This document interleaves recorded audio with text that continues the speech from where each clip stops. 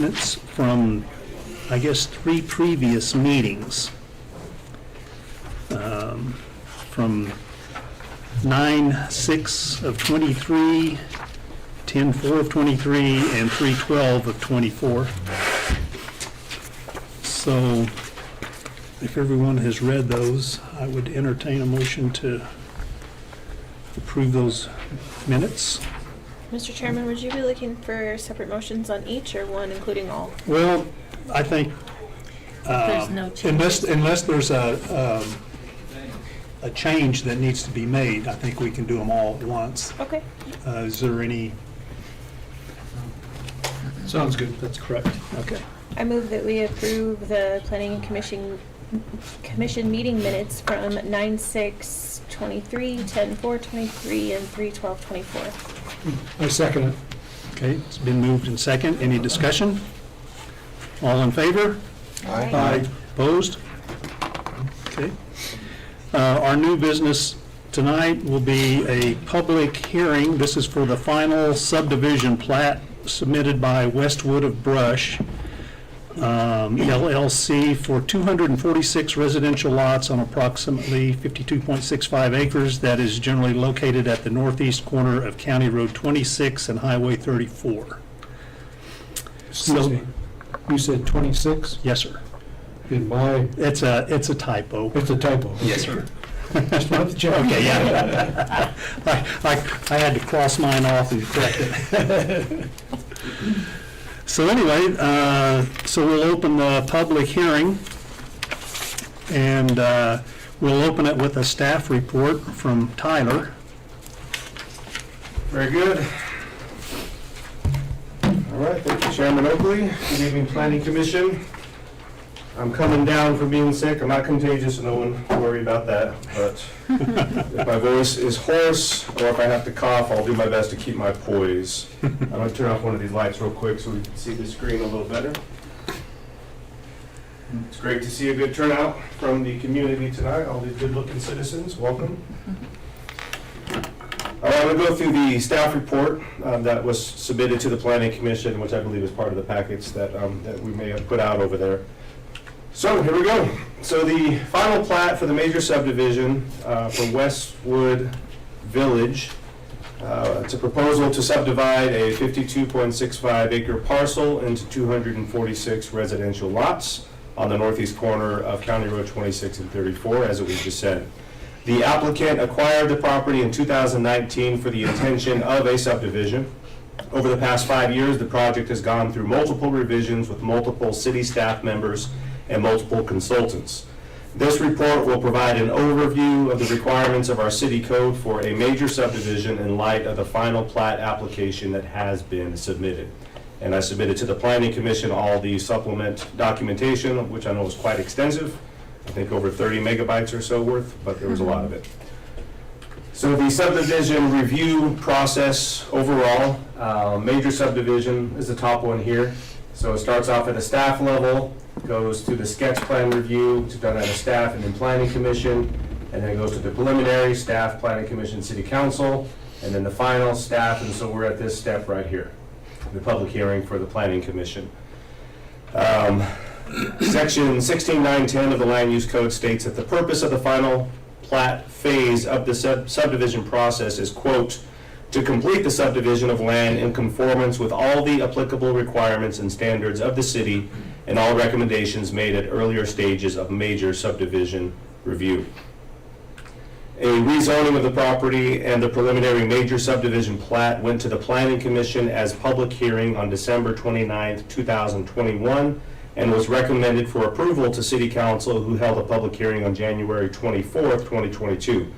At that meeting, the preliminary plat was approved, with stating that the following items will need to be addressed at final plat, which are the subdivision improvement agreement, or the SIA, phasing and public improvement acceptance and development thresholds, dedication language, tract ownership and maintenance responsibilities, final grading and drainage system analysis and design, utility plans, CDOT access permit for Yellowstone and Highway 34 or Edison improvements, coordination with ditch holder interest for Yellowstone Avenue to Highway 34 improvements, coordination with ditch holder interest for Edmonds to County Road 26 improvements, tracks for common elements such as mail kiosk locations and monument signage. Now, once the final plat is approved and all relevant conditions are satisfied, a copy of the plat and the signed subdivision improvement agreement can be recorded at the Morgan County Clerk and Recorder's Office. After the documents are recorded, any lots created by the subdivision can then be sold and transferred to a new landowner. Public notification is required as part of this process. All the necessary publications have been met for the hearing. The top two left are the two postings on the properties that we put in. This is the public notice. There's actually a second one that somehow didn't make this one. But two of them, one was in the Fort Morgan Times, one was then in the Brush News Tribune, and this was the letter that was sent out to all the property owners within 300 feet. So the applicant proposal, the project is for a 5-phase development of the property as shown here, also in the civil engineering plans. Phase 1 is the extension of Yellowstone Avenue South to access Highway 34, 48 residential lots, 2 tracks, 1 dedicated for stormwater and 1 that is proposed to serve dually as stormwater retention and open space, and 4 outlots that will serve as entryway open space. This phase will also continue on Edmonds to the west, the construction of a new road, Acadia Drive, to the south, and a partial construction of Sequoia Drive to the east connecting to Yellowstone Avenue. Phase 2 is developing the easternmost portion of the property in the extension of Carlsbad Drive and Glacier Street to the south to connect to an extension of Applewood Court to the east that will connect to the Phase 1 development of Yellowstone Avenue and includes 49 residential lots and 5 outlots that will serve as entryway open space. Phase 3 will be extending Applewood Court eastward, the partial construction of Denali Drive, and the remaining construction of Sequoia Drive. This phase includes 51 residential lots and 1 outlot that will serve as an entryway open space. Phase 4 is the southwestern portion of the property that includes 3 additional tracts, 1 which will serve as a stormwater retention location, 1 that will serve as a community park, and the last one that will serve as open space. This phase will complete the construction of Applewood Court and Denali Drive and construct the majority of Redwood Drive and Mesa Verde Drive. 49 residential lots are included. And then Phase 5 is the completion of Edmund Street, Redwood Drive, the connection to County Road 26, and the final 49 residential lots. On the perimeter of the lots on the south and west side are additional outlots that will serve as open space and an additional buffer to the ditches and roadways. All of the tracks and outlots will be owned and maintained by the Homeowners Association. So when it comes to our review criteria, I won't go through all that's listed up there. As with a project this size, there are many, many factors that have to be brought into consideration for a subdivision that will meet the current and future needs of both the property owners and the city. This aspect of our code on the screen has all the submittal requirements listed to ensure that all the necessary considerations are brought into the review process, some of which are done through the preliminary plat approval process. Furthermore, the next section of our code lays out the design standards for lots, blocks, monuments and markers, easements, streets, sidewalks and trails, natural features, storm drainage, water, fire protection, sanitary, sewer, and utilities. So I'm going to go through each one of those. Let's start with lots. So within the current zoning requirement of residential medium density, the lots are required to be a minimum of 4,500 square feet.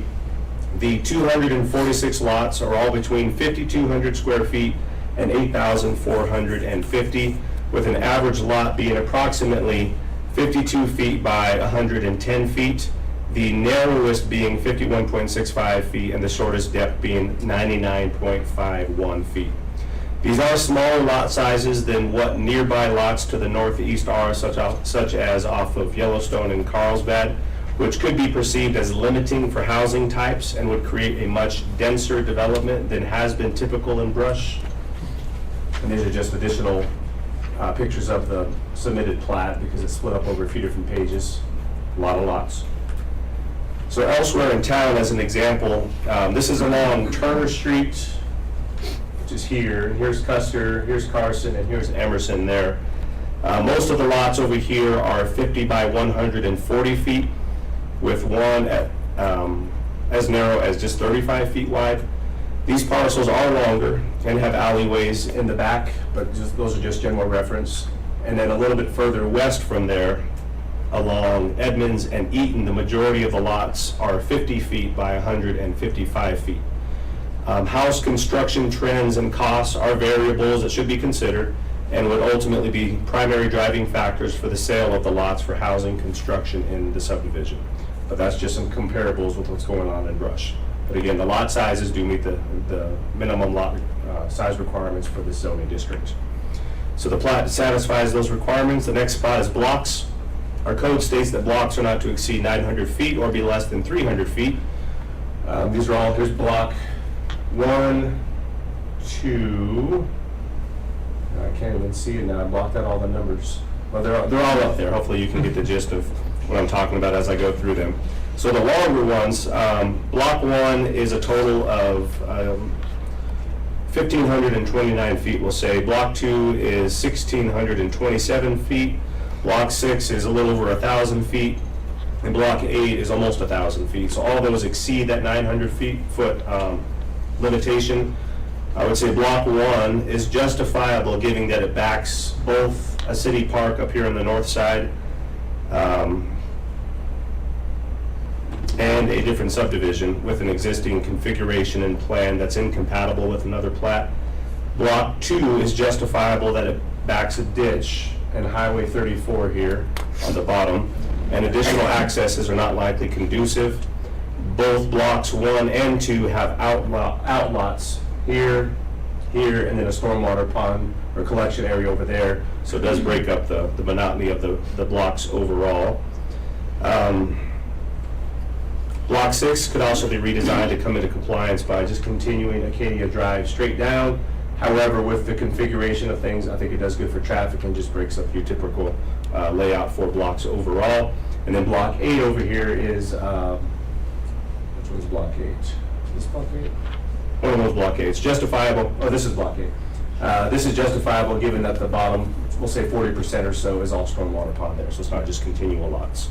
So I would say that the plat partially satisfies the requirements, but is sufficient overall. Monuments and markers, the plat satisfies these requirements. These are just simply all the location components for the surveyors is in place, and that's good.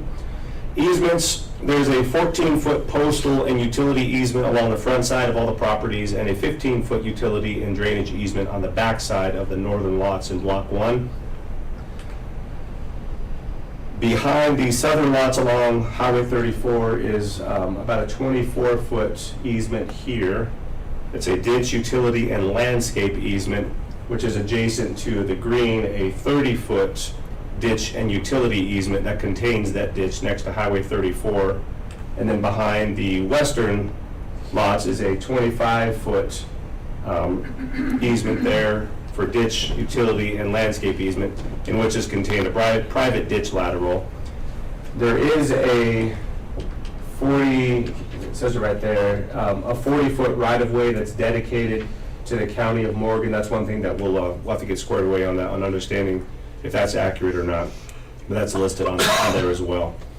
So some clarification and minor changes will be needed, but nothing that would be prohibitive at this point. Moving on to streets. So there's 2 access roads, Yellowstone and Mesa Verde, that have 60-foot right-of-way widths dedicated to the city, and the rest of the roads have a 52-foot right-of-way. As comparison, if you can see on the screen here, Carlsbad, Yellowstone, they have 50-foot right-of-ways. So again, these are 52, those are 50-foot up there.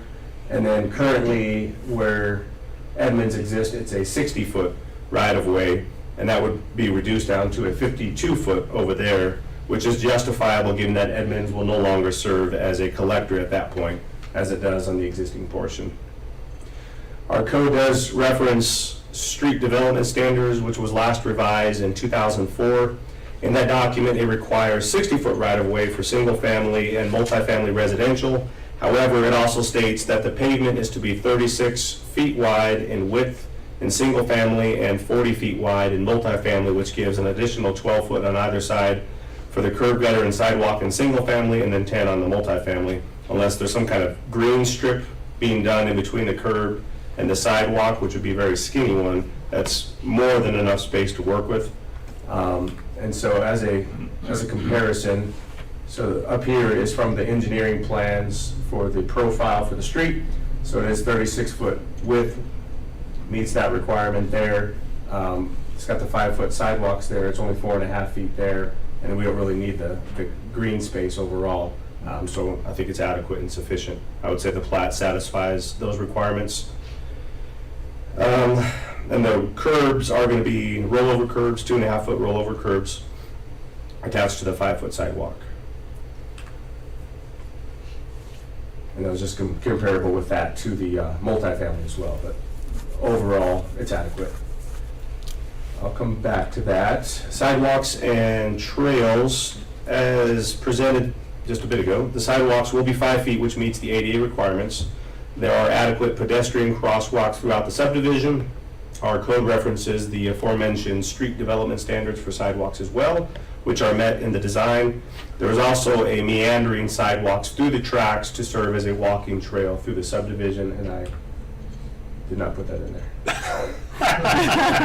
Meant to put that in there. All right, the next one, natural features. There's no natural features to talk about. Mr. Bean is happy, so yeah, there's no relevant aspects for the property for this section, so natural features are good. That's what the thumbs up is for. And for some humor. All right, storm drainage. Included in the proposal is stormwater to drainage system study and design for the subdivision. The city's third-party consultant, Western Engineering, has reviewed the design in accordance with the necessary local and state requirements, and any additional necessary changes have been communicated to the applicant and will be any conditions of approval. So some minor changes may be needed, but again, those are just minor. These are just the different aspects of it. So if you're not sure what we're looking at here, these are all the different drainage. Oh no. This is tied to a different subdivision. This is the Armbar one. Hang on a second. Bear with me. Thumbs down. Thumbs down, yeah, thumbs down. All right, 3-minute break, hang on. I know this is awkward for everybody, especially me. But That's all right.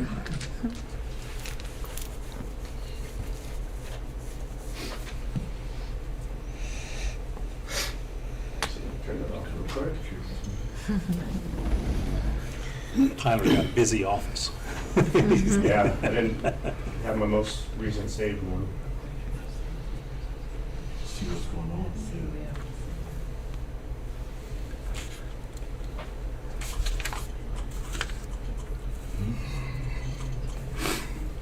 What's new? Just a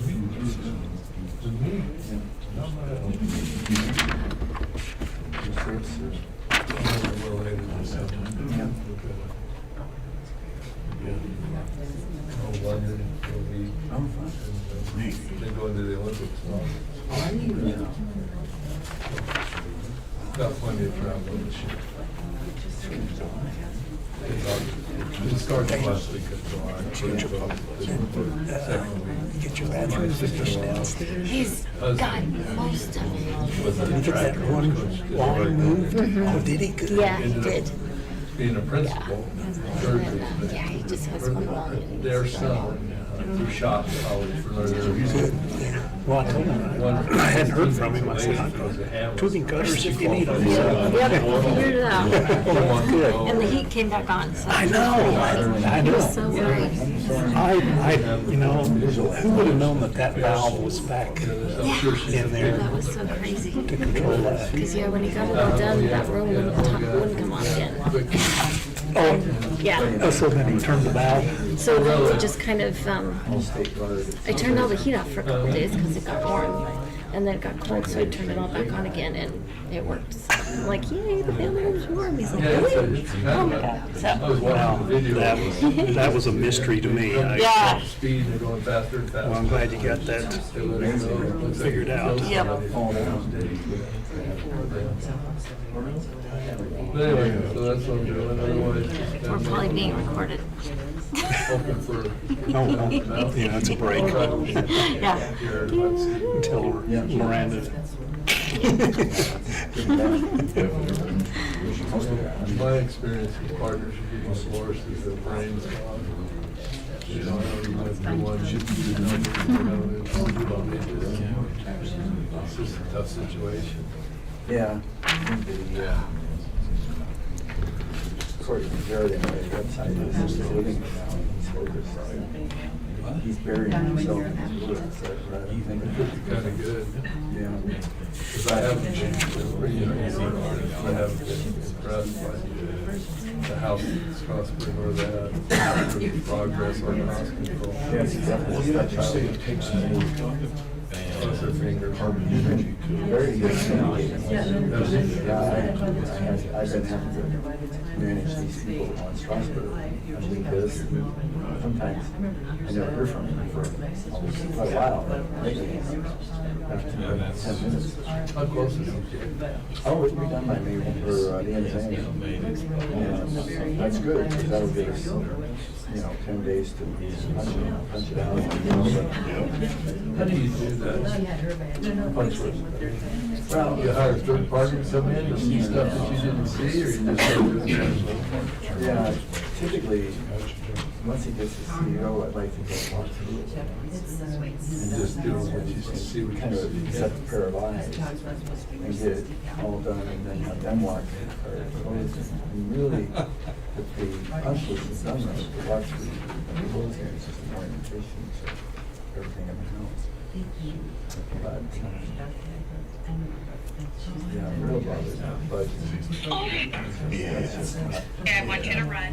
See? Well, I mean, yeah, that's when you thought you had 150K in reserve and profit, and you burned it all up. It's just poor man. Yeah. So anyway, the timing, June 11th is very predictable. We'll be close and done. And then we'll have that meeting, May 29th with the county. You got that team meeting, right? Yeah, yeah. Yeah, I saw you canceled, so I just thought it was canceled. I canceled mine because I thought it was on, maybe just at their office. Right. I didn't want to get confused, so I took that out. Kept there and Well, actually, it was canceled. yeah, no, the meeting wasn't, just the canceled. Do we have like a specific agenda or anything? Want to talk Yeah, specifically? there's an attachment to it. The one from him? I didn't like the pay And that is, it's a real agenda. Okay, Covers all that. I'll look them in.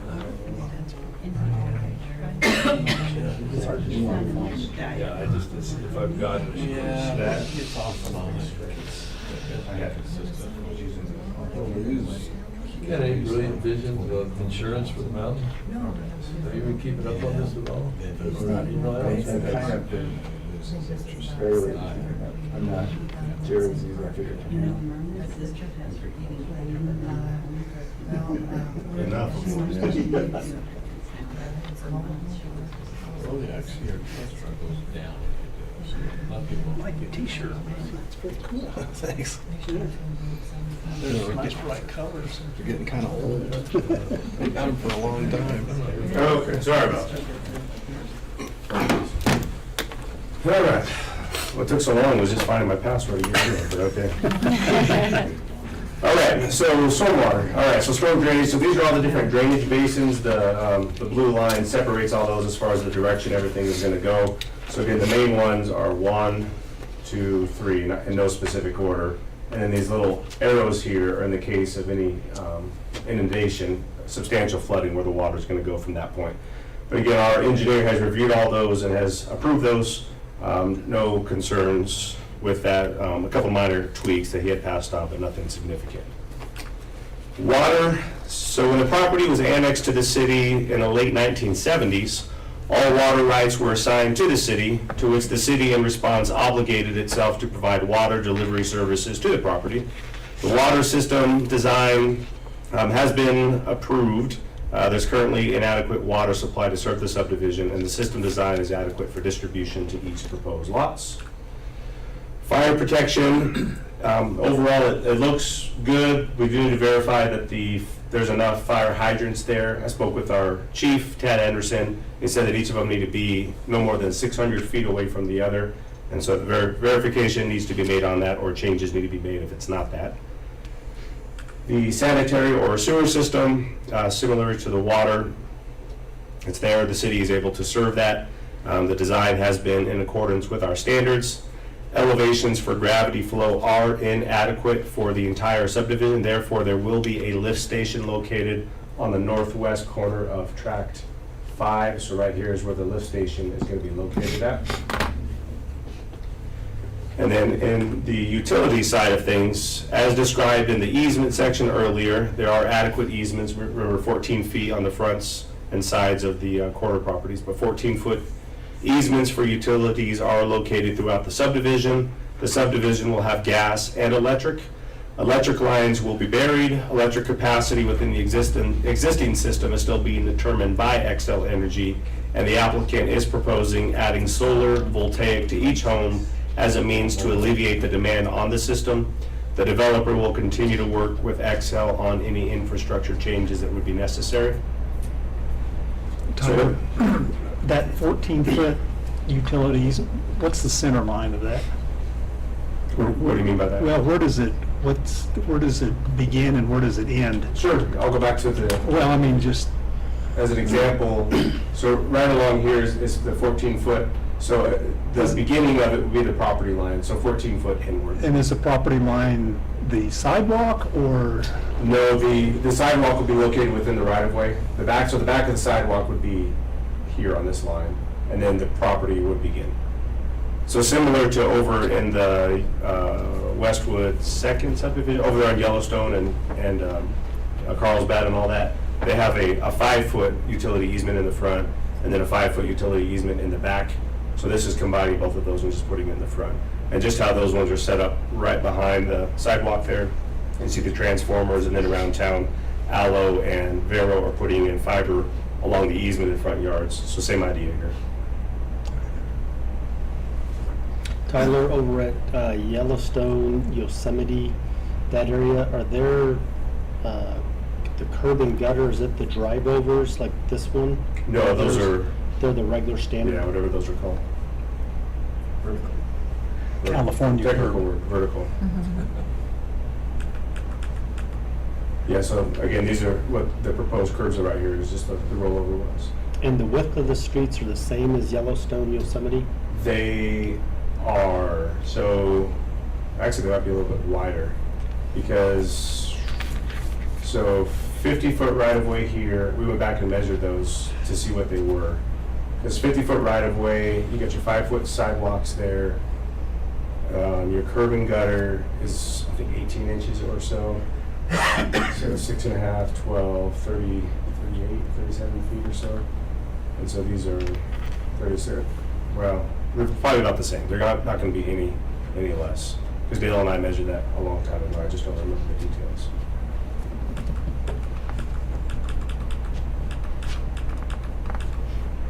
All right, so in addition to those design standards, a couple staff comments. So the soil. So a geotech engineering report was completed on March 6, 2020. Soils were collected at 22 locations throughout the property to depths of 10 to 15 feet. Soils, quote, generally consisted of varying layers of fat clay with sandy lean clay, and silty sand to depths of approximately 15 feet, end quote. Groundwater was not encountered in any test boring at the time of the field exploration, nor when checked one day after the drilling.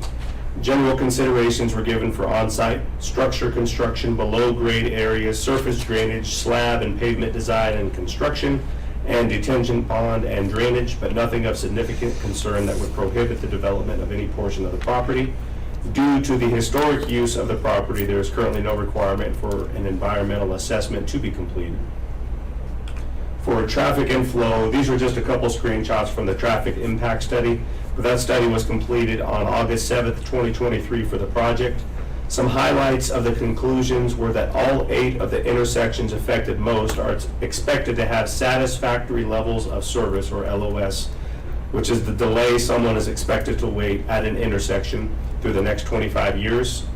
Based on the existing speed limit, auxiliary lanes or deceleration lanes will be needed at County Road 26 for eastbound left turns, Yellowstone for eastbound left turns, and Harvard for eastbound left turns and westbound right turns. There currently is already a eastbound left turn on Harvard there. As Highway 34 is CDOT's right-of-way, any improvements within that right-of-way are determined by CDOT. Any improvements would be at the expense of the developer. Discussions have taken place where CDOT will give allowance for a reduction of the speed limit from 45 if a portion of Highway 34 is redesigned to warrant the reduction. If a design is approved by CDOT and supported by the city, then there could be the elimination of the needed auxiliary lanes. Access permits are required by CDOT for the intersections of Highway 34 at Yellowstone and County Road 26, and ditch crossing agreements will be required for accesses at Highway 34 in Yellowstone and Mesa Verde and County Road 26. So here's a picture of the latest proposed revision of Highway 34. So 34 through most of this stretch is just a 2-lane road with the large shoulders on the side.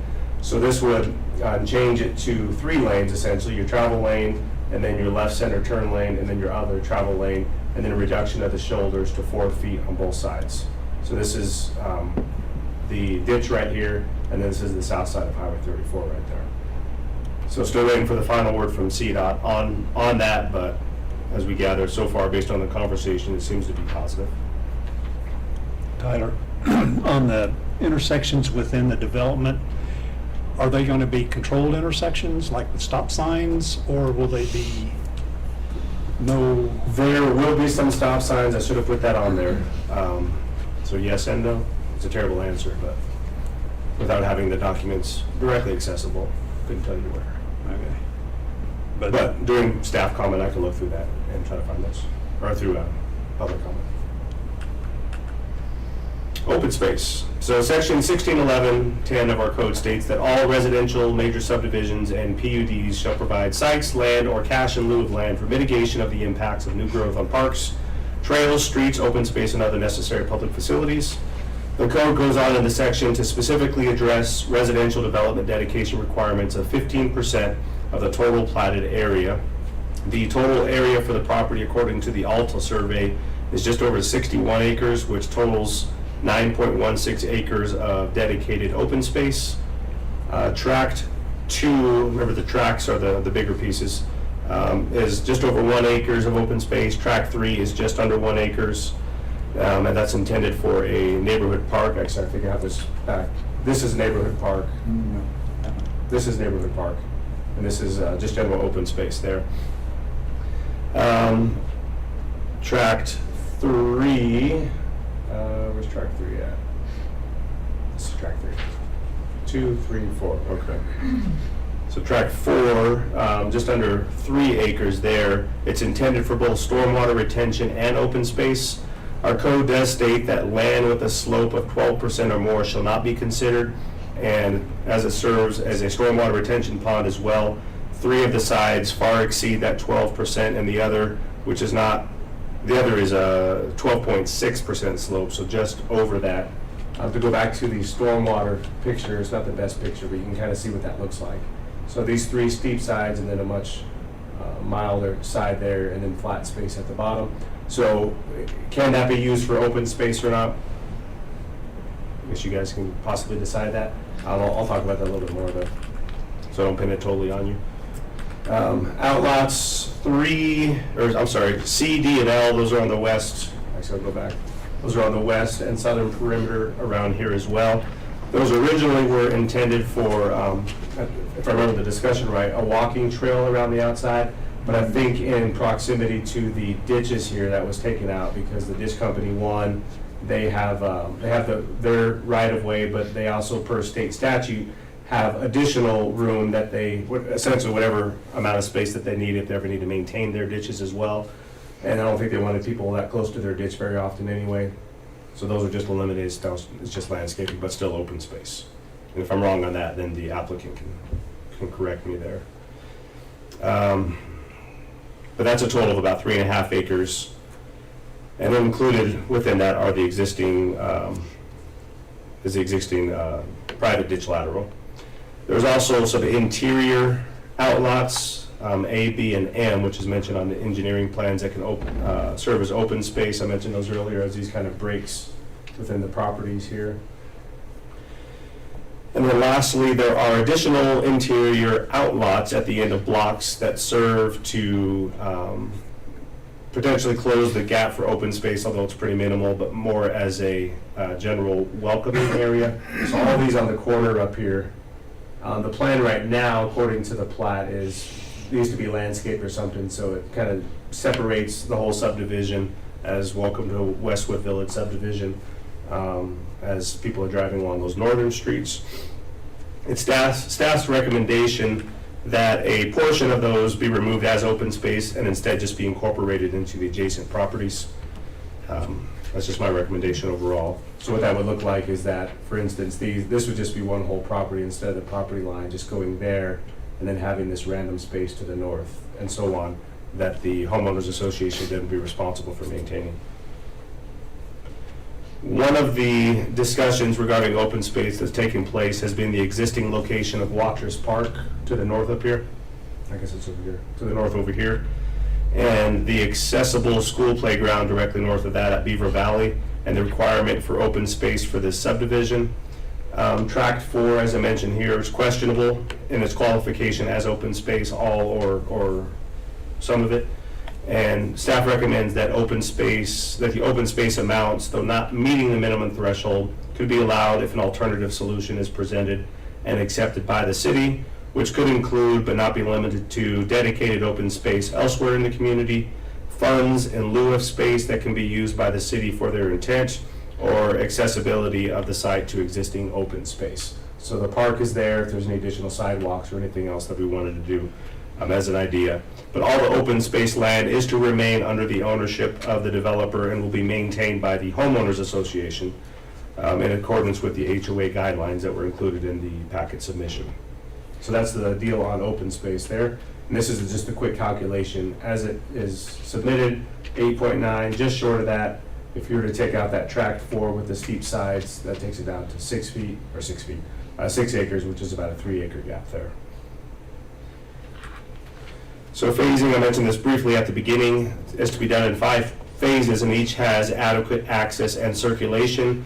The timing on each phase is unknown, as the development of each phase will be contingent upon obtaining home builders, which is often influenced by market needs and conditions. So in other words, when they would start each phase, as of now, it's a question mark for me. If the developer knows more, then we'd be glad to hear that, I'm sure. The subdivision improvement agreement, I don't have a slide for that one, but the SIA has gone through 8 revisions, but the current terms are to the satisfaction of both the applicant and city staff. Within the SIA are terms of public improvements. I thought I did have the slide. There it is. Public improvements, maintenance of improvements, open space, construction standards, warranty, performance, security, miscellaneous terms, and 3 overall incentives, which are 1, $200,000 of ARPA funds that would be reimbursed upon the completion and acceptance of all water and sewer lines and associated infrastructure. This was committed to the project a couple of years ago. $15,000 of reimbursement upon the completion and acceptance of all drainage improvements and related infrastructure. And then the last one, the owner would be allowed a reduction by 50% of 2021 water plant investment fee basis of $3,910 for the first 25 residential units or single-family lots.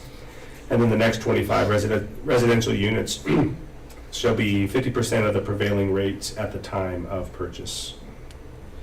I'm going back one slide with Excel Energy. That's that north lot again. Okay, never mind. I guess I already spoke about Excel. So the HOA, also the AKA the Westwood Village Owners Association, early in the discussion of this subdivision was the city's desire that an HOA be incorporated to ensure the ongoing care and upkeep of the neighborhood. Included in the documentation for the subdivision is the declaration of covenants, conditions, and restrictions for Westwood Village that provides oversight for the care of the development. Staff and city attorney have reviewed the document and do not have any concerns or objections. Our design standards, one of the big questions of this subdivision is what kind of housing will be constructed. And I'd imagine there's probably some folks sitting behind me are asking the same question, and that is unknown at this point. This subdivision approval process is not an approval for the construction of homes, but just the subdivision of property for homes. Nonetheless, in response to concerns of a housing subdivision that would not be fitting of the quality of a primary entrance to brush that the community would expect, the applicant established design guidelines that do provide design standards, guidelines, and procedures for site, home, and landscape improvements. That's the title of it. And how it's set up is that there's an architectural review board who's made up of property owners within the subdivision who provides the oversight, and the board's administrative role and structure is provided in those HOA documentation. And the guidelines are essentially guidance for them to review and establish minimum requirements for items such as accessory buildings, additions, air conditioning equipment, colors, driveways, exterior sidewall elevations, fences, garages, landscaping, patio covers, roof pitches, square foot minimums, windows, and more. An example of one of those, the minimum square foot for one level homes is 1,200 square feet, and $1,500, what a great deal. 1,500 square feet for multi-level homes, and there's an additional required attached two-car garage on top of that. So again, there's standards in place for what the quality of the environment in the subdivision is going to look like. So when it comes to compatibility, of course, we look for any big project. Is this compatible with where the city of Brush has already laid out where we want to go? So listed here, we have a lot of different goals, and within the goals are additional policies and strategies. But for not being superfluous, I didn't include all those. But these are 8 different goals from our comprehensive plan that are applicable to the proposal. And I would say that this proposal checks every single one of those goals that the city of Brush says this is what we want to see within our community. To date, when it comes to citizen comments, staff has received just 3 phone calls from citizens asking questions about the project, to which staff has responded accordingly. No specific comments. So when it comes to conclusion, this is a very large residential project for Brush, and it provides a lot of opportunities for housing and residential growth that we have heard discussed in the community for well over a decade. It comes with a lot of considerations and impacts within the community, including different challenges of growth pains that every community faces as they expand. Our responsibility to the community is to ensure that things are well planned out and done in accordance with the community land use code. The project meets the majority of the requirements of a major subdivision, and any specific areas that are lacking can be addressed prior to the final plat hearing with City Council and/or with conditions to an approval. Therefore, staff recommends approval of the final subdivision plat with the following conditions listed on your screen, and I will read through these. Number 1, the following will be needed to be added or revised on the plat to confirm on the accuracy of, quote, 40-foot right-of-way dedicated by this plat to the County of Morgan, end quote. Confirm on whether or not there is an outlot M as shown on the engineering plans. C, determine the necessity of all outlots E through K. Number 2, gas line placement and details need to be added to the engineering plans. 3, open space dedication requirements need to be finalized and incorporated in the subdivision improvement agreement. 4, subdivision improvement agreement must be executed prior to the recording of the plat. Number 5, owners shall acquire all the necessary approvals, agreements, and permits prior to the commencement of construction of improvements on the property or pertinent approved phasing, including but not limited to right-of-way permits, access permits, stormwater permits, and ditch crossing agreements. Number 6, fire hydrants need to be placed no more than 600 feet apart. 7, a landscaping plan for landscaping easement along Highway 34, entryway outlets along Edmonds, open space in and around the tracks must be submitted and approved prior to issuance of any building permits. Number 8, plan for placement of mailboxes will need to be submitted and approved prior to final plat approval. Number 9, establish dedicated open space along both sides of the entryway of Yellowstone and Highway 34 for a monument sign and landscaping. And what I mean by that is going back to here is, as an idea, just 5 feet on both sides of these property, not be included as part of these properties, but be part of the general open space and just look nice as you come into the community and have a monument sign there. Tyler? I don't know. No, wait. Yeah, good call. Number 11, ensure inundation plan is updated to final plan design. Number 12, stormwater agreement must be executed prior to recording of plat. And 13, funds will need to be secured for the maintenance of open space and stormwater until the subdivision is built out and sufficient funding is in place through HOA fees. And the last one, what that is about, the thought came up that as this is phased out, the stormwater parts are big components of them, and the ongoing cost for that and the open space could potentially be more than HOA fees are bringing in. And so until it's fully built out and there's adequate funding coming in for that funding is secure to ensure that proper maintenance is to be done. So that is, that's everything. And my voice made it through. I'm sorry for the delay earlier. Any questions for me? On the open space thing, I noticed, and you might have said it, and I think I already know the answer, but the tracts 1 and 4, what are those again? This is stormwater, Oh, okay. and this is stormwater. No, what's the one, I'm sorry, what's the one bottom right that I can't tell what the number is? That one? Stormwater. as well. Stormwater, okay. Yeah. And then there'll be a lift station on the corner of there for the sewer. I saw, go ahead. I saw it under number 2 of your recommendations that the gas lines need to be noted. So is this intended to be gas and electric as a development? Yeah, originally the plan was to have electric only, but that has since changed, and so some of the engineering plans just need to be updated to better include the understanding of where the gas is going to be going. Okay, and then your open space requirements, the space at the end of the lots. Can you tell me more about your recommendation for those to be included in the lots? Yeah, so going back here, talking about these ones, right? Mm-hmm. So, so right now, again, these are just, the lots at the end of the street are just like the rest of them, they're just rectangles in comparison to maybe these corner lots where you have it all the way around. So right now, these are not included in those properties. They would be separate parcels that would be owned and maintained by the homeowners association. Mm-hmm. And so I was trying to visualize what that might look like on each of these streets as you come down, and then you have somewhat of an angled streetscape, Mm-hmm. and then within that there's little pockets of landscaping with each one of those. It seemed like a little superfluous to me. I thought, why not just have some of those, just have the whole lot itself there instead. Just a recommendation. The recommendation is not all of them do that, but just some of them. Not a big deal either way. Who has the oversight on the quality standards? I know you talked about the HOA, but who is that until there's homeowners?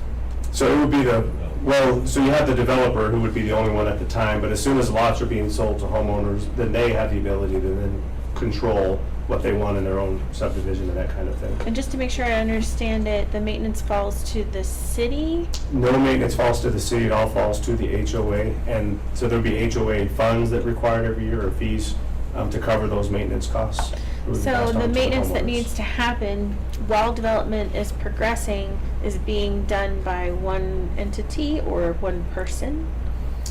Are you talking about the actual maintenance itself? So I'm sure that would be contracted out, and within the HOA, there's also language where the management can also be ran by a group that manages HOAs essentially all over the place to provide any proper oversight if it's insufficient. The developer could probably speak a little bit more specifically about that. but- Okay, so it's gonna go into my last question. And we talk about this happening in different phases. And the only thing I can think of when I hear that comes to mind is the development right off the interstate in Fort Morgan that sat vacant for the first 10 years I lived in this state. It was all developed and it just sat there and it wasn't being maintained. It had weeds, it had dirt, and now there's homes that were just put in within the last few years, but there still remains areas which are vacant that are not being maintained. So that's one of the biggest concerns that I have. On the smaller modular homes that are all packed in Do you there off know, the it's Riverview? right by, it's between the high school and that Where one the sewage hotel. plant used to be. Yeah, and there's a lot of complexities where the developer went bankrupt and there was lawsuit issues and different things going on, so it was just. Be that as it may, I'm just concerned about if we're gonna do this in phases, making sure that the property is maintained, because many citizens in Ward 1 have already made comments about the lack of maintenance in that area. So that was my final condition that I had, Mhm. that funds be secured for that maintenance until it's. Okay, I just wanted to make sure I developed. understood that. Okay, Okay, thank you. yeah. Tyler, one of the things that we had there before was through all those green spaces where they connect, there was gonna be a ADA accessible trail. Is that still in? Yeah, place? it's a sidewalk, yeah, that's gonna come through here and run through here that way and out that way. So, yeah, it'll be there.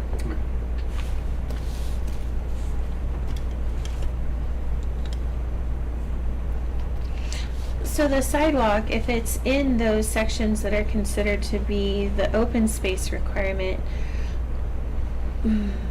so if we look at the larger section, I agree that a retention pond should not count as open space, especially one that size. However, if you're gonna have ADA compliant sidewalks and trails, would that not count as open space?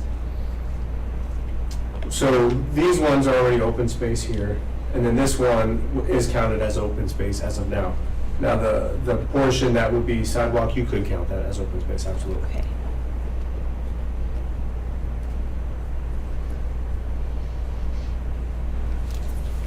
Tyler, on County Road 26, I know that that's, like, the agreement we have with the county now is the center point of the road, we're supposed to like maintain half and they maintain the other half. And we're not doing an annexation, so those existing rules still rule. But has the county commissioners had any comments about the additional traffic on Road 26? Or None that I've heard, so I passed it on to the county, and to their planning and zoning staff, and they passed it on to Road and Bridge. And that's as far as I got. I haven't got any comments back from them. because one of your conditions, they have to get all required permits, and I believe the county will require an access permit, so it might be addressed at that point. Sure. And then, if I didn't make mention of it earlier, over here, this access point off 34, the rules with CDOT is that if you're going to increase traffic at an intersection to a CDOT road by 20% or more, you're required to do a study for that and potentially make any improvements at that intersection as well. So that's all part of that factor with the county road and coming on and off of 34. And that study would be done, So that's the study that is submitted, that's what was submitted to CDOT as well. And so they've taken all those factors into consideration. And so then any requirements that they have for the applicant to go forward to get those access permits, they would have to meet those conditions. so that it's CDOT still has. in the workings. Correct.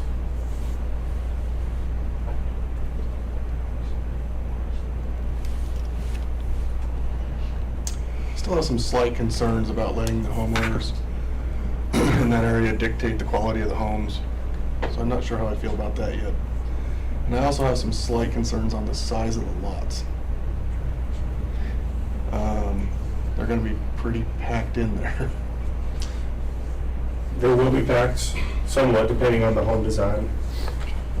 The Architectural Review Board, is that set up then by the HOA, or who sets that up? I mean, is that? Yeah, the guidelines for it are HOA, and so, yeah, it's made up of property owners within the subdivision. That currently don't exist. Yeah, right. The only way to get them, of course, is to sell properties off to them. So, I feel like that's a little backwards, because a lot of the subdivisions you see, they kind of have a model home type design idea already, and it'd be nice to see some of that, because I'm just going to throw this out there. I hate to see 5 property owners throw cheap modulars in there, and then those 5 property owners get together and say everything can be, single wide trailers, which that's obviously very extreme, but I feel like we need to have some kind of minimum design quality, That's at the next like some kind of stage. standard before. Well, there are standards in place within that, as part of the design standard guidelines, or whatever they were called. Within there, it lays out some of what you're talking about there. Like, for instance, if it's going to have, when the concept first came to the city of Brush, the idea was modulars back then, back in 2020 or whatever that was, 2020.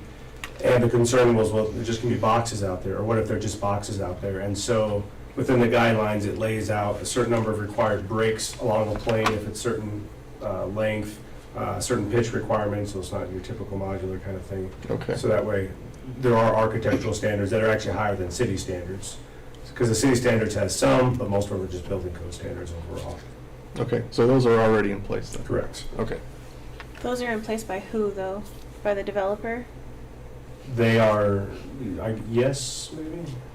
Who would have oversight to ensure that those are being met?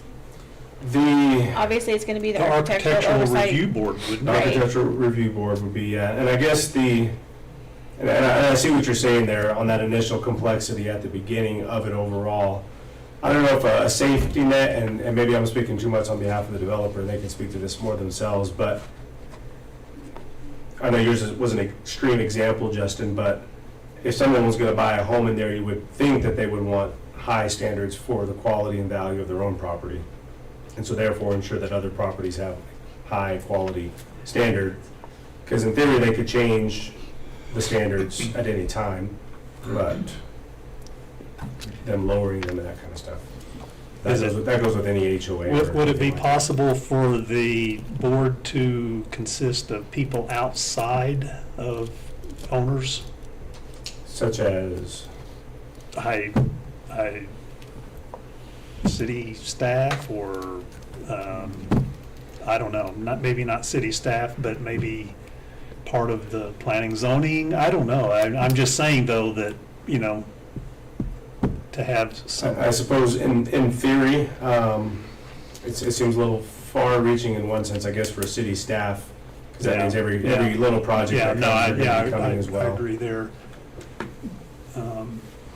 But with the standards that are there, I guess, you're somewhat safe in what will be constructed. Yeah, and if, in a little bit, if you want, I can pull those up and we can look at those together. Tyler, some subdivisions, they have the covenances that are sometimes approved, by at least by the developer, and everyone disagrees on what are the design standards for that subdivision. So I know, like our neighborhood, there's covenances on the size of the home, what it has to be, and types of roofs, things like that. Correct. Yes, all those and more are currently in place in what's been submitted as part of the approval for this. And as a comparison, I live right over here on Carlsbad Drive. And so on our street and over here on Yellowstone, we have some nice stick-built homes. We have some average stick-built homes. We have some modular homes. We have a whole collection of different things, and it is what it is. It's kind of rush as far as that goes. And so there's no standards in place over there.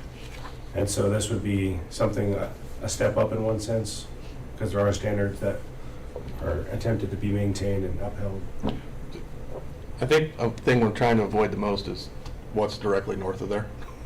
So. Correct, that's why that conversation came in 5 years ago, to incorporate some of these Okay. things. I don't have them in front of me, and I apologize for that. I should have brought my laptop. Can the standards that are going to be part of the architectural committee, what did you say about garages? I did say quite a few things about garage, but the only thing I mentioned was that they all have to be, it's a certain size requirement. They're all 2-car garage requirements attached to the house. 20 by 20, I think, is the minimum. But it's going to be a minimum requirement? Correct. Okay. I only ask that because we see some of those developments, like if you go down into the Lochbuie, Brighton area, even though they have some requirements and they do have some garages, because their streets are narrower, they fill the streets with cars and then you can't get emergency vehicles through there. It sounds like that problem has definitely been alleviated by this design plan. So that's the only reason I asked. Sure. I think I'm done asking questions. No worries. And I'll be ready to answer any additional more. But. Okay. Any other? And you might be able to answer these now, or maybe not. Maybe we can ask the developer. But as far as the lift station that's going to be there, who will maintain that? and who will be responsible for maintenance of that? So the sewer lines after the warranty period, which is typically 2 years without any issues, where the developer retains ownership and maintains that. Once it's been 2 years without any defects, it's turned over to the city. I would guess that the lift station would be included as part of that. I guess I can confirm, unless you know already, Monty. But Typically, it's the city. The city would maintain it. And in that area that,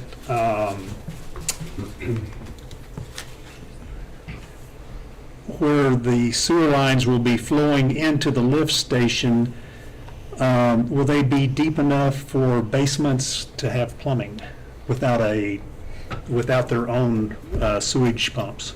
you're talking about the whole subdivision? Yes. Because, I mean, that would not affect the entire subdivision from what I understand that you said, it because the rest of the subdivision has adequate depth on their sewer lines that they can have basement plumbing without a sewage Yeah, injector? good question. I don't know the answer to that. As far as how deep you can go where. Yeah. I was just, It's in the engineering plans, but I haven't looked at those. I mean, will every house have to have their own, if they have a basement with plumbing, will they have to have their own sewage ejector? Yeah, I'm not sure.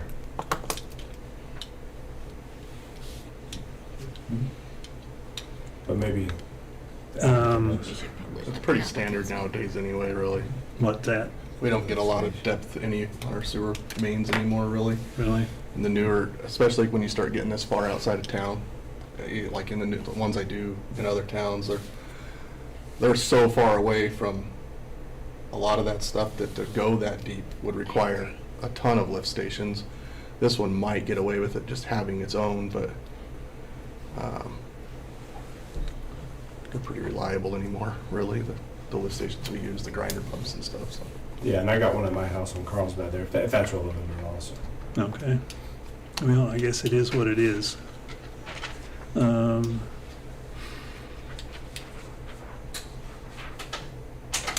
And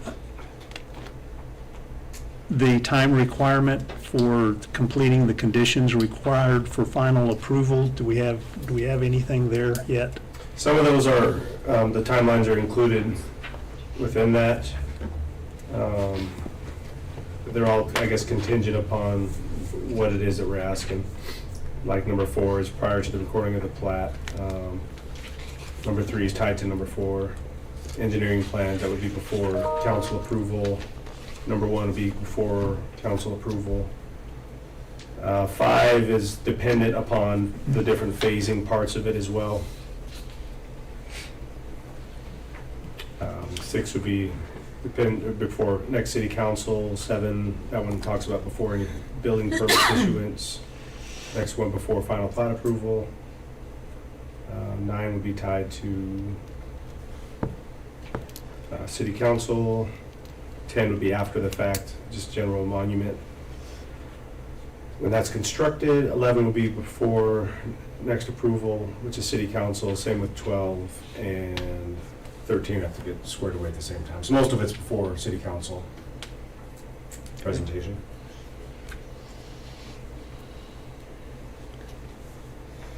And do we know at this point if the lots will be available for sale to other contractors or? I don't know. Save that one for the applicant. Okay. And what's ARPA funds? American Rescue Plan Act. So when the federal government put funds out to all the different jurisdictions around the country back in 2020 or so, the city of Brush put a good chunk of ours aside for different economic development-based projects. And so this was one of the ones that was on the table at the time, so we committed funds to that. We did the same amount for the project to the north of the interstate, $200,000 there as well. And then we committed some for the apartment complex as well, reimbursement, once that project passed a certain threshold. Any other questions for Tyler? I don't think so. All right, I'll be Okay. answering backup questions. Thanks, then. Tyler, for all your work. Yeah. Okay, at this time, would the applicant like to make a presentation? And would you please state your name and address? My name is Jay Stoner. My address is 5655 Bridal Spur Ridge Place, Colorado Springs, Colorado, 80918. Is that good? Mhm. So, good evening. I have let me go ahead and do what I kind of prepared, and then we'll talk a little bit about some of those specific questions, because I think I can address those and put your minds at ease on some of that. So anyway, good evening, commissioners and staff, and thank you, Tyler, for an excellent presentation. Really. Thumbs up on that. That was good. My name is Jay Stoner. I'm president of Land Developers, Inc., and I'm the managing member of Westwood of Brush, LLC, who are the owners of the property. I've been in real estate, new construction, and land development, residential land development for just a little over 50 years. I've managed over 20 residential neighborhoods and in northern Colorado. One example that you might look at is our residential development that's somewhat comparable to what we're planning in Brush, which is Kiowa Park and in Wiggins. Although I believe Westwood Village will be a bit nicer, given that we'll have our own open spaces. There were no common area open space in Kiowa Park. We'll have a park, a private park for the kids to play, and we'll have walking trails, which none of that was in Kiowa Park and Wiggins. The 335 homes in Kiowa Park are 100% complete, and the HOA is doing a great job of managing the neighborhood. They enforce the covenants and they protect the value of their neighborhood. We spend a lot of time mentoring the homeowners in our new neighborhoods because you can't just develop it and then leave. You never know what you're going to get. What we do is as the declarant, I stay involved through the construction of all the homes as the head of the Architectural Review Board. When you reach 75% build out for the neighborhood, Kiowa, which is an acronym for Common Interest Ownership Act, requires that you start to bring in residents to work on the board of directors. The board of directors oversees the Architectural Review Board. If I'm not mistaken, I structured the Architectural Review Board to be made up of 3 people that don't live in the neighborhood: an architect, a builder, and a landscape designer. I've done that both ways, and the problem I have with having residents involved on the Architectural Review Board is neighbors judging other neighbors. It creates drama, because, well, I don't like that, or I really like this. And so what we do is we bring in a 3-person panel of experts, and they're on commission to review and respond within a week. We charge $150 submittal fee per new home, and $50 per landscape plan, and $50 per change, so that there's a pool of funds to pay for outside experts to review and approve. So we don't, and then the experts rely heavily on what's stated in the architectural guidelines. So we really work hard so that if you think of it as having a child, and when you have a neighborhood, when you're no longer the parent, you're no longer, they're not living in your house anymore, you want to school them up right so when they leave, they do well. And that's the way I look at neighborhoods. You've got to really work with the homeowners so that they know how to run the HOA and take care of the value of the neighborhood and have it improve over time. So that's a really big deal in my mind. It's a philosophy that we're very passionate about. We will record a set of covenants that are very strong. The Westwood Village covenants are strong and are designed really to protect the value of the neighborhood. The covenants will require homes to be built according to the architecture standards that are established in the architectural guidelines. One particular guideline, or one particular item in the guidelines is we will not allow modular built homes unless one is submitted. It'd have to be approved by the city. It would have to have such architectural merit that the city would say, yeah, that looks good, you know, but other than that, they have to be site-built homes. No modular homes will be built unless somebody comes in with a really fabulous, beautiful modular home, which does exist. And the covenants in the architectural guidelines also require the homeowners to take pride in their homes and their landscaping. And when I say that, what I mean by that is they have to maintain their yard, they have to maintain their home. And if they don't, the HOA has the right to maintain that yard and file a lien on the property to cover the cost. So it's not going to look like the neighborhood northwest of our neighborhood. It will no way look like that. We've got, like I say, well over 20 neighborhoods, residential neighborhoods that we've developed, and all of them look better today than they did, you know, in the beginning, because we work hard with covenants, architectural guidelines, and mentoring the neighbors. So we expect homeowners to take care of their properties. One thing to touch on while we're on that, in the beginning, what you mentioned would never happen. We have way too much money invested to have, pardon my French, to poop in our own nest. We're going to make sure, you know, that we set the bar at high enough that as it goes along, we show people what it's going to look like. And then generally what happens is it even gets better as we go through the neighborhood. But we definitely start with standards that are higher than, you know, what you're talking about. Yeah. Just throwing up single wides, that ain't going to happen. That's just not going to happen. That would kill the value of our investment.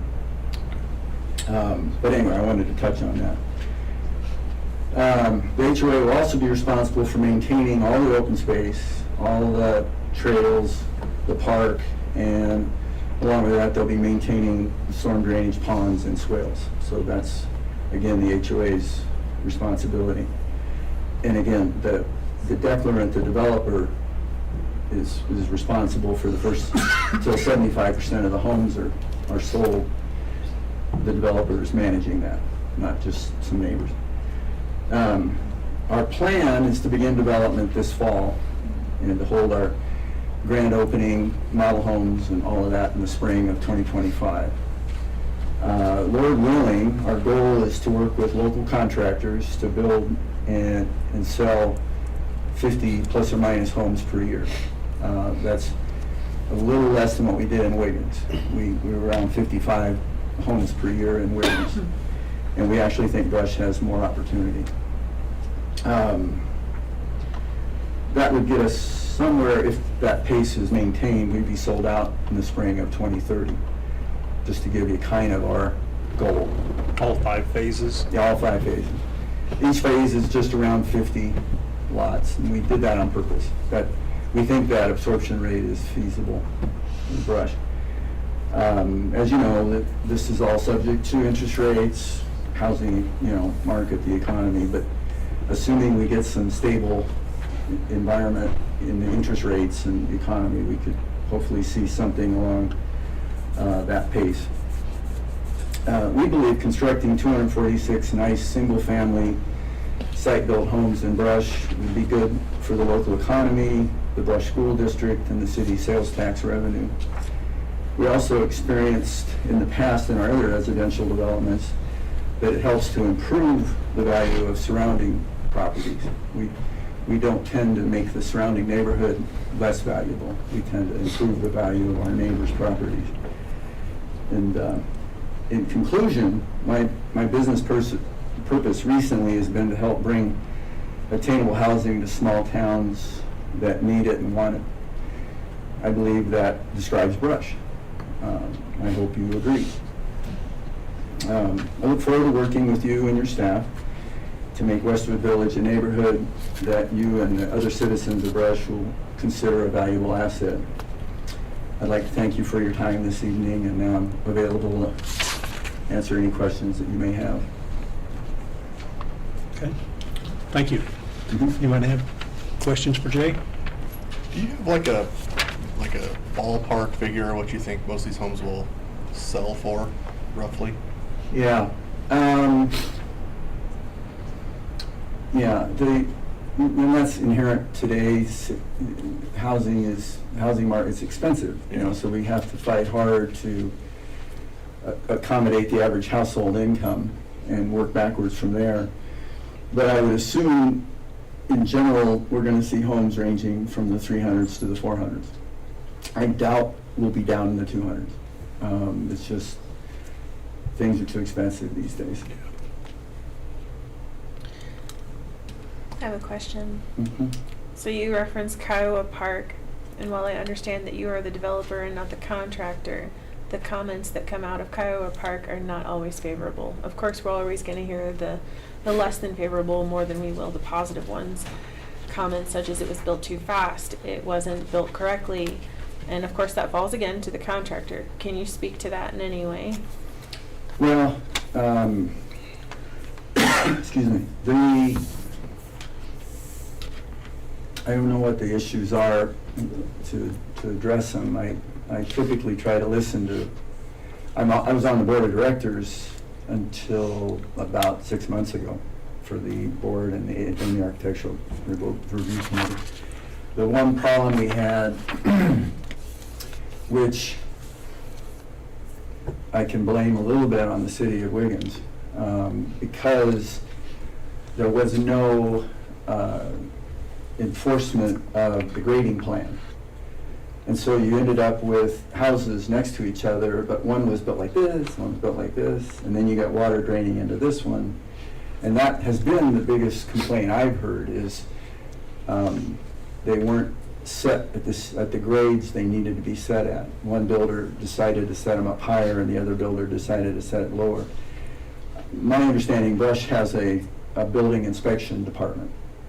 And so that's very important to hold the builders responsible for setting the elevation of the foundation at the right elevation. So that what you want is a swale between the houses, not one house down here and one house up here. That was, I don't know about too fast. They liked it, that it got done quicker rather than slower.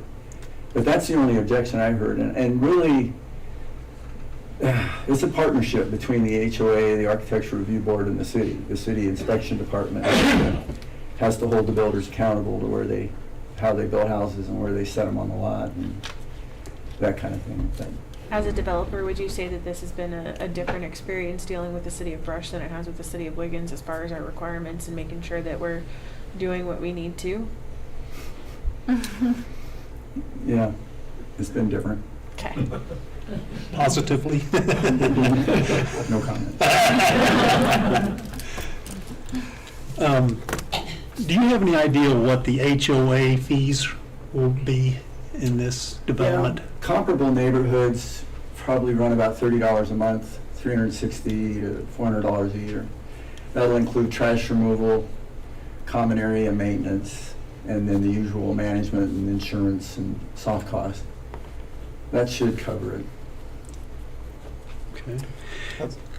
And you mentioned in your presentation single-family homes. Will there also be like twinned homes available that could be, since No. it's... No, unless there's a replat at some point, it's all 246 single-family But detached homes. wouldn't that be residential low density then, as far as the zoning?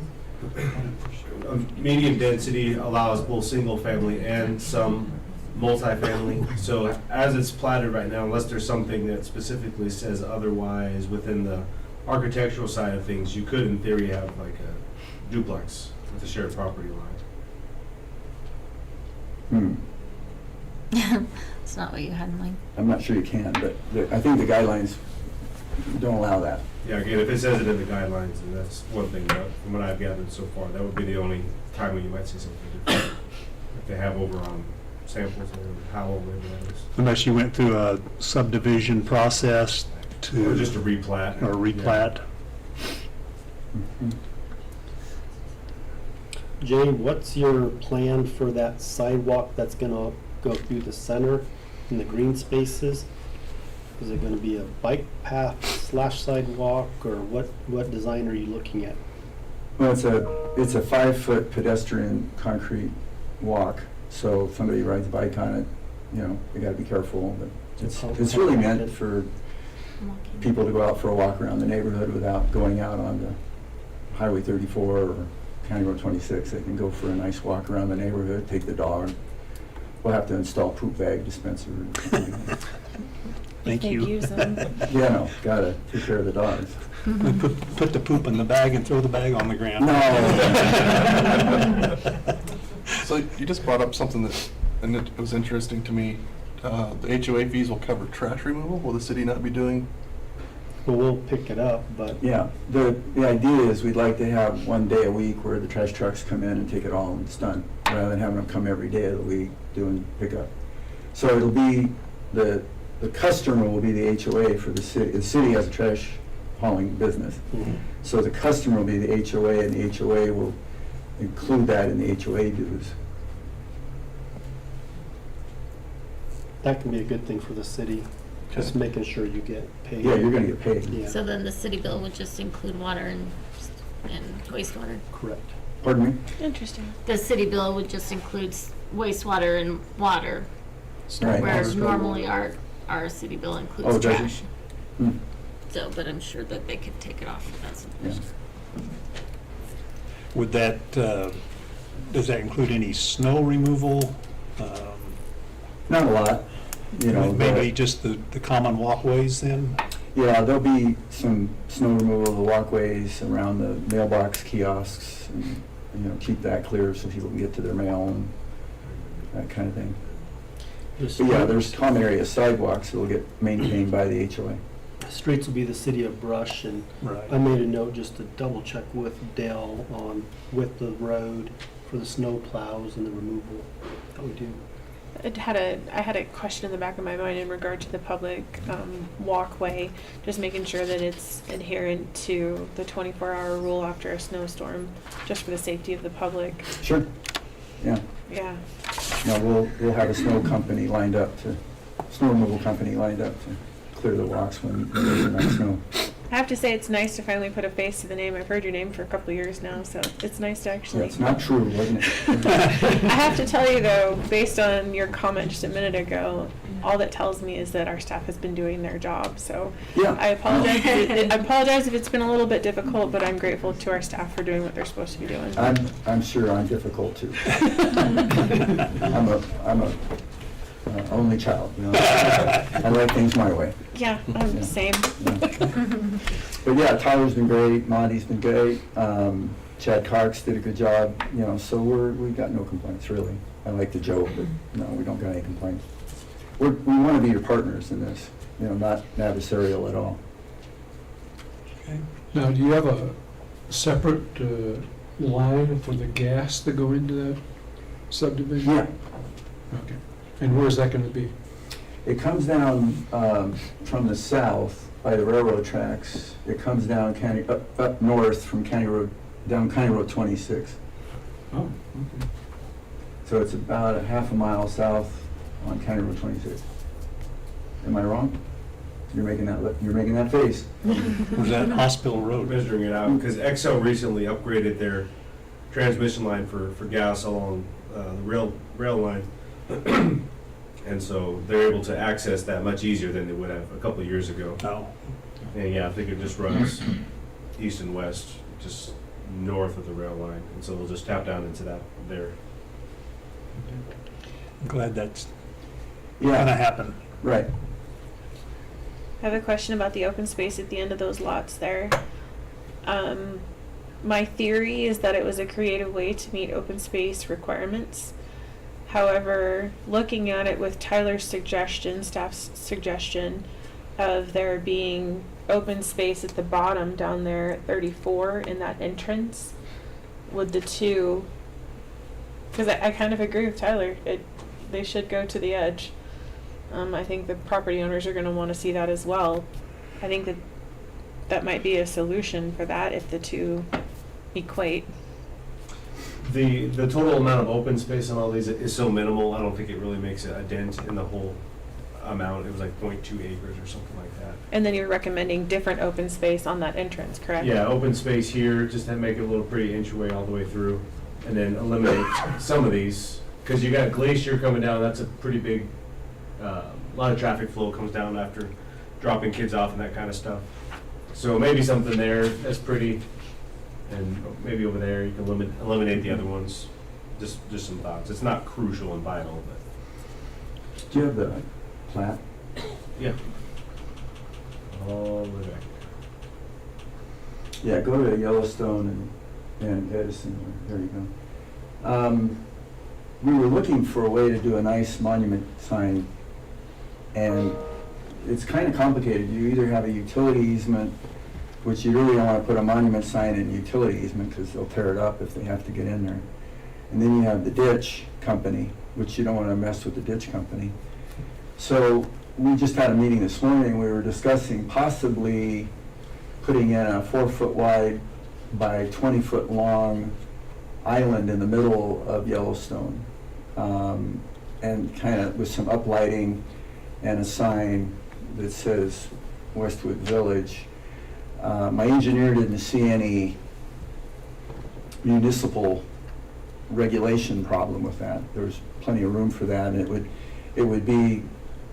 that would not be in anybody's way. It's like the only place we could go anywhere near that entrance that would not be in somebody's way, the ditch company or utility company. So that'll be something we'll work out with Tyler, but that, I just wanted to run that by everybody. But that would be pretty kind of classy looking and be easy to maintain and stay out of the way of utility companies.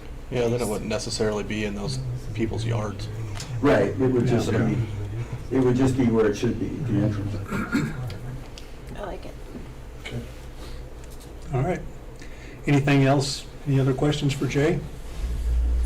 For clarification, I was looking up the architectural review components on there. So as it's written right now, the committee will consist of the declarant, which is Westwood Village and Land Developers, Inc. The structure of the committee includes the number of voters. You're not reading too much here. Sorry, I don't need to read that. After the appointment period, the following will provide that the executive board, which is the HOA, shall determine the structure of the ARC, including the number of members and voting rights, subject to the following.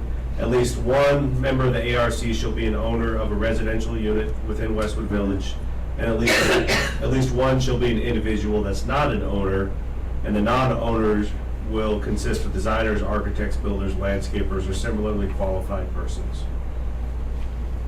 Yeah, I could tweak that a little bit, because I'd like to have 3 people on the board. And I forgot now, one of the things the last neighborhood asked is that there should be at least one representative from the neighborhood. And that's in Grassland. Yeah, which is included in that. Yeah, so we'll probably have a 3-person architectural review board. Initially, it'll be the declarant, the developer. And, but, you know, as we get down the road, when in perpetuity, it'll be 1 resident member and 2 non-resident members, which will be an architect, builder, or landscape designer. And then typically for a development this size, how many would be on the board? It varies. It's usually 5 plus or minus 2, 3 to 7. You just need an odd number, but usually you start off with 5 members, and then they have a 2-year term and a 1-year term, so there's always a Turnover. some kind of experience on the board.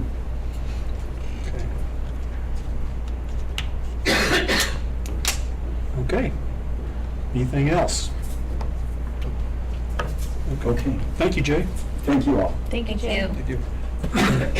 Now we'll move into the public testimony section of the hearing.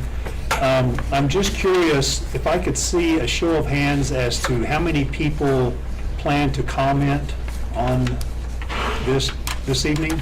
Would you raise your hand so we can kind of allot time for, okay. So we have 3, so what, 5-minute limit? So that we don't run too late tonight, so I didn't know how many people were gonna wanna comment. So if you could, if you would like to come up and make a comment, approach the podium and give us your name and address, and then we'll give you 5 minutes to make your comment. So whoever would like to come up first, stand up and walk this way. My name is Bart Ginther, and I live at 25545 Highway 34. And our family owns a property just to the west of this proposed development. And I guess I've just got questions more than concerns. I'm not a builder. I just want to make sure that what we've got going adjoining us is not going to turn into some kind of disaster. What's the average lot size in Brush? These lots to me seem very tiny, but maybe I'm wrong. Tyler. I didn't do all the lots in Brush, but earlier in my presentation, the sizes on the proposed lots, they I vary. saw the size that's here in the deal. I'm saying Okay. what the city of Brush has now, and it says in here that these are a lot smaller than what Brush typically goes with. If you just took every lot in Brush and averaged them, where would we be in the lot size? If I was to guess, probably about 7,000. 7 to 8,000. And these are 45, the biggest ones are... 52 to 81,000. So it might be on average maybe about 1,000 That's it. square foot less. Oh, yeah, you're right. I don't know, just seemed awful small, crammed in, too tight, sardines, but... It's still bigger than our code Yeah. minimum. I'm just, I guess, questioning the code, Yeah. but, and not my job, so.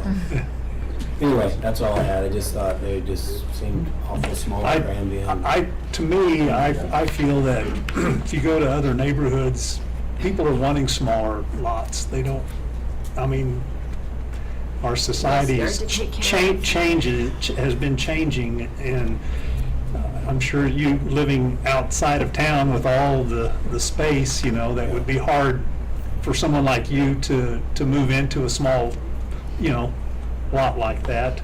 But I don't know, I'm what I see anymore is people, the less the better, Okay. you know, but I appreciate your question. That's all I had. Okay, thank you. Thank you. Mr. Chairman, can I ask a question? In council, when we have public hearings, we typically, as council members, do not speak to the public when they're during their comment period. Does that hold the same here, or is that different here? Yeah. I don't know if there's any rule or not. Well, normally she's correct, we take the comments and then we can defer them to staff. Okay, because like when if I have like a clarifying question for a commenter, I would just take that to staff to maybe. Why can't we communicate? It's the way it's always been. Well, it doesn't mean it's right. It's an open meetings law issue. I just want to make sure that I'm compliant, so I can or cannot is the final decision here. Because I agree with the chairman, but I understand the rules. We'll let the chairman make his. I would say we only have two, I think I saw 3 people raise their hands. And so I think if we have a concern, I mean, what's wrong with conversing? Okay, thank you, Mr. Chairman.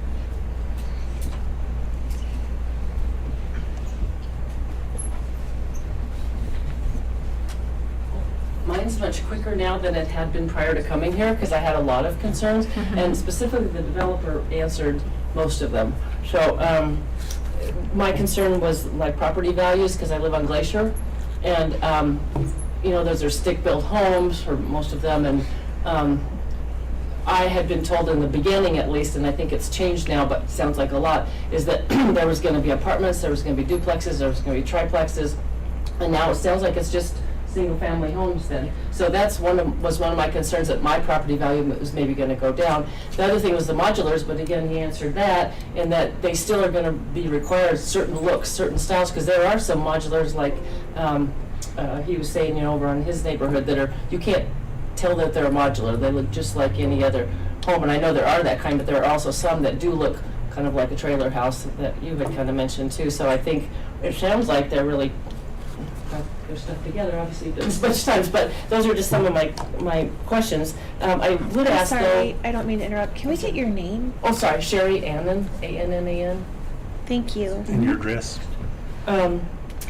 One question I would have would be, Never mind. like there's multiple builders, is that right then? We're not sure yet. Okay.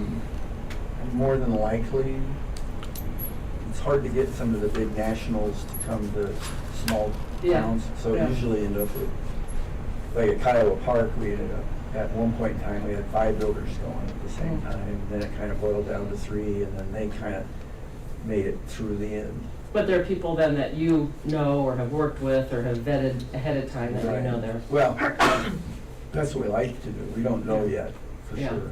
We Okay. have to get approval first. Okay. Yeah, and then it sounds like, yeah, that was really most of my concerns have been answered by you then, except for just as whether or not the builders know, but, so, that's Okay. all. I'm much more in favor of it now than I was a little concerned for a while, so. Sherry, what was your address? 305 Glacier. Perfect. Thank you, Sherry. You're welcome.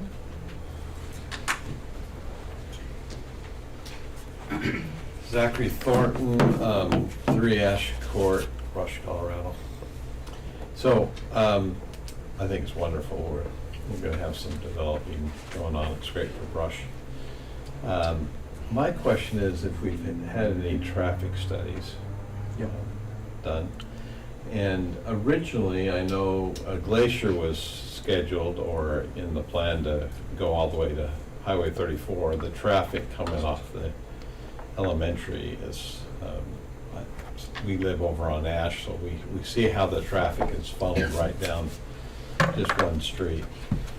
And then it appears that there's only going to be 2 entrances into the subdivision from different arteries. So that would be my concern, is that I'm not sure Yellowstone has anything that really is directly the traffic, where the traffic will be funneled even that direction. But that would be something I suggest the committee looks at as far as what might happen with some of that traffic. So that's my only comments. Thank you. Thank you. Any chance I could use the rest of my 5 minutes? Okay. Bart Ginther, 25545 Highway 34 again. It looked like the maps, there was, and I visited with Jay several times, exit onto County Road 26, and then didn't sound like that was gonna happen, and then we have to have 2 exits onto 34. Just wondering if that's been resolved. Doesn't look like it on the map, I guess.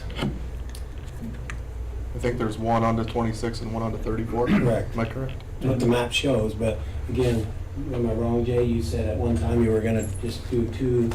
I would never say you're wrong, Mark.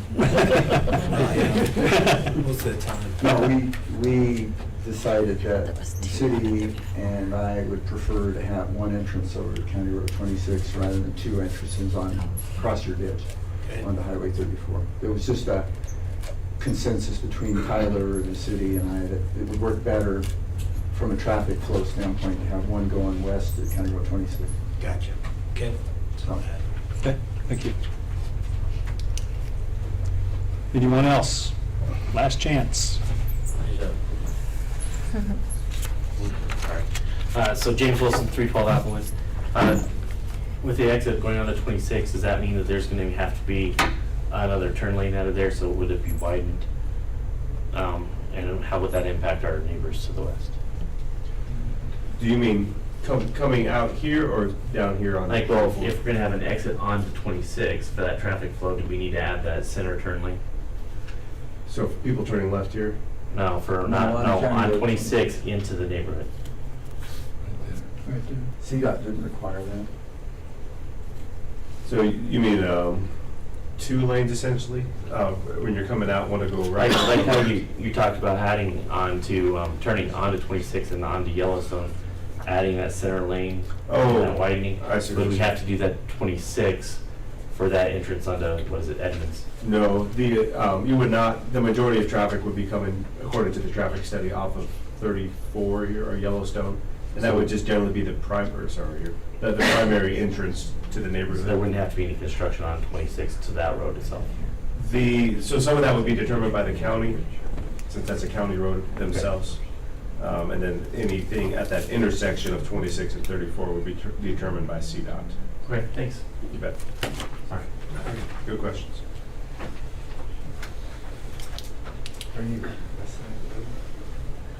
Stephen Ellsworth, 26232 US Highway 34. I was just wondering, 34, is it going to get widened there, right around Yellowstone? It will not get wider because the current right-of-way is what it is, so there's no more space to utilize unless additional right-of-way was acquired, which means that it would have to be purchased from all the property owners to the south, because you can't go north because of the ditch there, and acquire that and use that space. And so acquiring additional right-of-way is quite a task, and even CDOT recognizes that. So they essentially are saying, work within the space that you have. Okay. And so the redesign that I went over earlier, if you're able to see that, is reconfiguring the lane structure. I was just reconfiguring, it's not. Yeah, it's not expanding it, just Okay. changing the way that it functions. That's all I had. Good question. Thank you. Anyone else?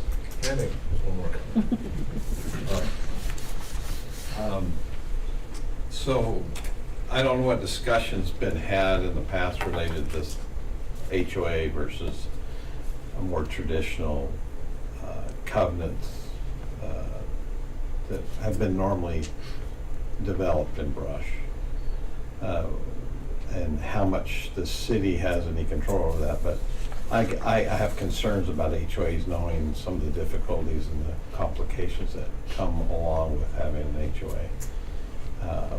I think traditionally brush has done pretty well in how we've developed, and it seems to have worked. So my question is, why complicate? Why be more complicated with our development? That's my. I have some small concerns with the HOA too, just for the increase it's gonna put on our police department. I know there's not a lot of control over some of that, but it does can cause some. Well, the HOA bad polices blood. themselves, basically. Until they can't. Until things get out of hand because the neighbor's saying that they can't make their there's house a certain color. Legal avenues, that So I'm just a little bit of concern are in about place to take care of that. the, Well, it's a good way to address the concerns of it turning into another. it can also alleviate a lot of problems with code enforcement too. So I mean, Yes. there's checks and balances there, but. Yeah. I have a rental in Greeley, two of them actually, and they both have HOAs, they're in two different HOAs, and they're handled really well. So, I mean, there's homeowners on it, and then there's administrative people, and there's a builder on it, and they each have their own sort of specialty and expertise, and so it's a real inexpensive one. I pay like $150 a year, so it's nothing with, we don't have amenities and things like that, but it's just the kind of what he was saying is they maintain, people have to match their things, and they have to keep their trash picked up, and they can't keep their Christmas ornaments out for longer than 2 weeks past Christmas or something, just things like that to keep it looking nice. And anytime I've ever gone over there, because I go periodically when I go to Greeley and drive by them, and the whole area always is really well maintained. So, and I think most of them, except a few that are like a builder or a plumber or something like that, the majority are homeowners, but they do have a few people on there that know about building and that kind of thing, I think. But anyway, I've owned the one for 10 years and the other for 6, and I've never had a complaint, and I've done a few things that I'd make a change, and you just, they do make sure that you do what you're supposed to do, make sure that you did it, then later they come to check. But it's been a positive experience, I think, if you have people that have it organized right, and and it sounds like they've done this a million times, so probably it would be like my Greeley ones, I would think. Thank you for that Thank you. insight. Okay, I'm going to go ahead and we'll close the hearing. And I will entertain a motion and decision what we want to do. We want to, We need a motion to close the hearing. I move we close the public hearing. okay, I thank you. second. Thank you. All in favor? Aye. Aye. Opposed? All right. Okay, so the hearing is closed, and if we have any other discussion amongst the commission, I just wanted to echo Justin's concerns about an HOA. I don't have any experience with HOAs personally. My first home ownership and still my first home is right here in the city of Brush. However, I also agree with the mayor that it alleviates, as well as Justin said this as well, Councilor Spradlin said this, to alleviate some of the code enforcement issues that we see. It would, like, I myself have a neighbor that I would love to see be held a little bit more accountable. So, just, I know it's a concern, but I think it's a valid one. I think the HOAs can pretty much be structured as heavy or strong as they want, you know, And people have within the choice reason. to live there or not, so I mean, That's- it's not yeah. set in stone. They can decide if they want to live in an HOA or not. Yeah. The only Some other people like to live in an HOA because they know their neighbors can't do Right. this thing or the Yeah. other. Yeah. Other people don't want to live in it, but, you know, you get to choose where you live, so it's gonna. as long as none of the HOA rules or codes or anything are in violation of a city ordinance or. Well, they can't, I don't think they can be. And again, I have no experience, so I don't know. Yeah. My only other concern is the open space concern and requirement, which I believe is addressed in staff's recommendations. In determining, of course, when it comes to that one large retention pond. So that's my only other concern. We talked about maybe doing something with Watchers Park? Or, I mentioned the idea of just more accessibility to existing open space, so I threw the idea out about Watchers Park, having a sidewalk that runs up to it. Taylor, what's really the purpose of open space? Is it just to keep it from being so packed in there? Basically. So, I mean, a retention pond pretty much covers that. It's not something they can go play football on, but it does kind of breaks it up and. kind of offer still open space. It's Somewhat, just- it's meant to be kind of usable space too, like there's an aspect of just being open and nothing there, but functional on some level. Kids can run around and play kickball or something, or throw a frisbee, or walk your dog through.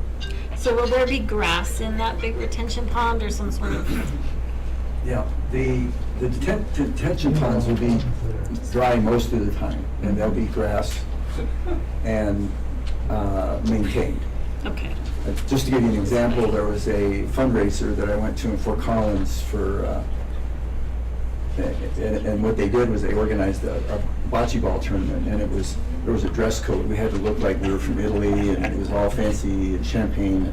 And what was cool was the detention pond, it was in a detention pond. The bottom of the detention pond was the bocce ball courts, and then the seating was along the slope, so it was like stadium seating. It was really kind of a cool way to use a detention pond. And obviously in the winter it'll be sledding and snowball fights and stuff like that. But you know, when you get a 100-year event, there'll be some amount of water in the bottom of the pond, and it'll percolate out over time. But yeah, it'll be, most of the time it'll be a grassy swale that'll be maintained. I like the sledding comment, that's fun too. I like bocce ball.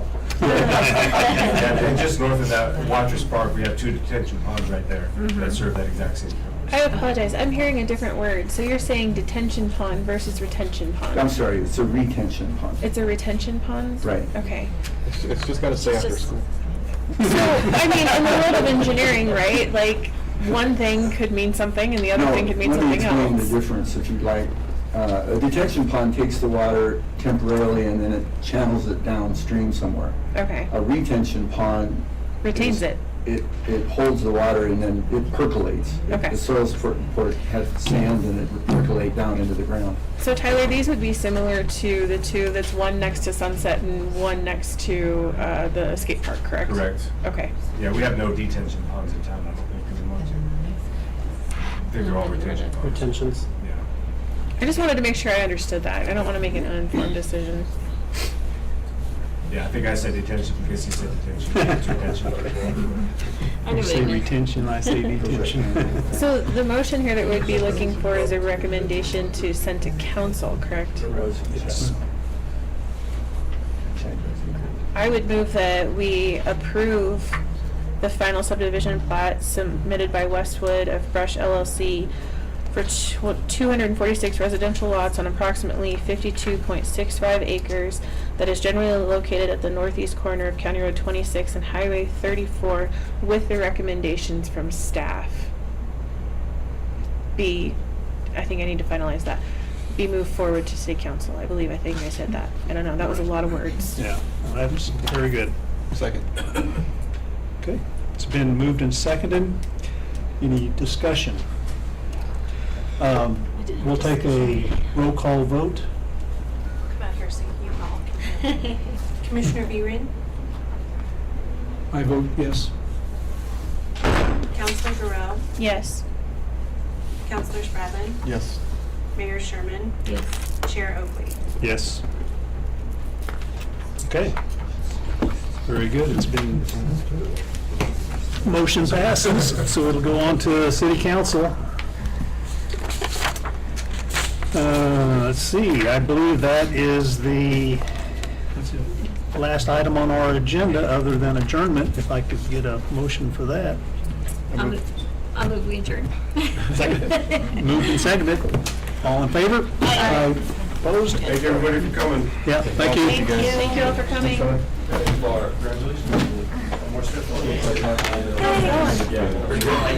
Doing all right? Staying out of trouble? Okay.